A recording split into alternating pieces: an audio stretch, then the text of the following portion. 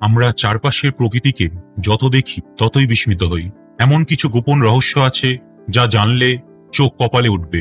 আপনি কি জানতেন প্রজাপতিরও একটা জিহ্বা আছে, কিংবা গাছেরা একে অপরের সঙ্গে কথা বলে? চলুন আজকে এমন কিছু অসাধারণ প্রকৃতির গল্প জেনে নিই যা সত্যি অবিশ্বাস্য।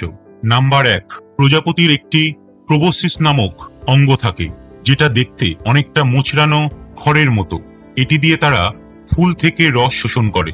নাম্বার 2, গাছেরা মাটির নিচে মাইকোরাইজাল ফাঙ্গাস ব্যবহার করে বার্তা পাঠাতে পারে, যাকে বলা হয় উড ওয়াইড ওয়েব। তারা বিপদের সংকেত দিতে পারে, এমনকি নিজেদের ছেলে মেয়েদের পুষ্টি পাঠাতেও পারে।